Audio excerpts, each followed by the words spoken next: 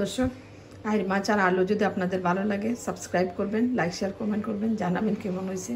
আগামীতে আরও ভালো রেসিপি নিয়ে আসবো, সে পর্যন্ত ভালো থাকবেন। আসসালামু আলাইকুম, ধন্যবাদ। আসসালামু আলাইকুম প্রিয় দর্শক, কেমন আছেন আপনারা? আশা করি ভালো আছেন। আমি আপনাদের দোয়ায় ভালো আছি।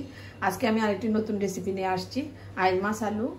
আর এখানে আমার মশলা আছে হলুদ, মরিচ, ধনে, জিরা, আর আছে পেঁয়াজ, রসুন। আদাটা আজকে আমার কাছে নাই, আমি আজকে আদাটা ছাড়া এই রান্নাটা করব, কোনো অসুবিধা নাই। আর টমেটো আছে, আর ধনে পাতা, কাঁচামরিচ, এই দিয়ে আমার রান্নাটা। আসুন তাইলে রান্নাটা করে ফেলি, সে পর্যন্ত সাথেই থাকবে। তেলটা গরম হয়ে গেছে, আমি তেলটা দিয়ে দিই। সরিষার তেল কম দিলেও চলে, বেশি লাগে না। হাফ কাপের মতো তেল দিব। আমার পাতিলটা সরানো, সেই জন্য বোঝা যাচ্ছে অনেক তেল। আমি তেলটা গরম হওয়ার জন্য অপেক্ষা করি। গরম হয়ে গেছে। এটা যেহেতু সরিষার তেল, ফেনা আসবে, কোনো অসুবিধা নাই, আপনারা কিছু মনে করবেন না। তেজপাতাটা দিয়ে দিলাম। এখন দিব পেঁয়াজ, রসুন। আমি একটু কষিয়ে নিই, সেগুলো আমার সাথে থাকবে। আমার পেঁয়াজটা কষানো হয়ে গেছে, আমি টমেটোটা দিয়ে দিলাম।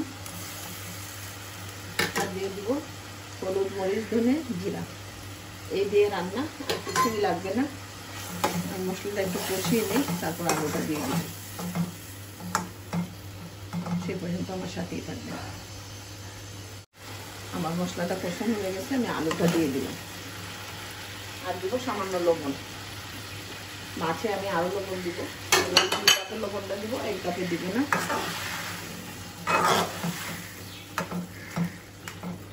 এখন আমি ঢাকা দিয়ে দিব, সে পর্যন্ত আমার সাথেই থাকবে।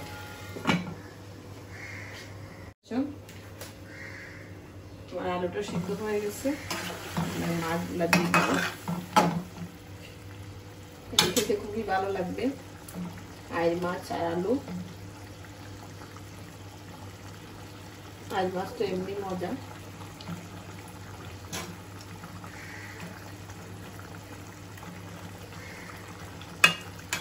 আমি এখন মাছের উপরে লবণ দিব, যাতে মাছের ভিতরে লবণটা যায়।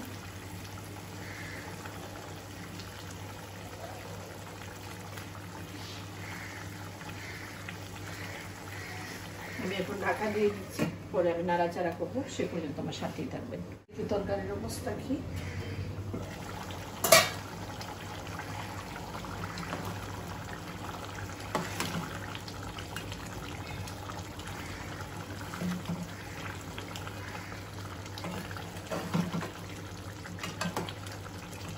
নাড়াচাড়া করে দিলাম।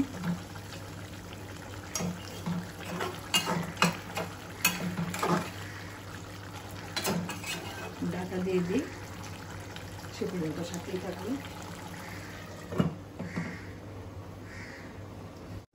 দর্শক, কষানো হয়ে গেছে, পানিটা দিয়ে দিব।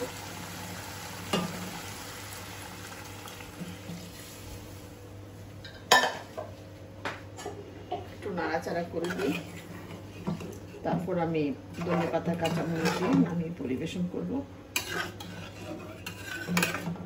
এখন ঢাকা দিয়ে দিব। আমি আগুনটা একটু বাড়িয়ে দিলাম, সে পর্যন্ত সাথেই থাকবে। ধনে পাতা, কাঁচামরিচটা দিয়ে দিই, খেতে খুবই ভালো লাগবে। ওপেন করে জাল দিব।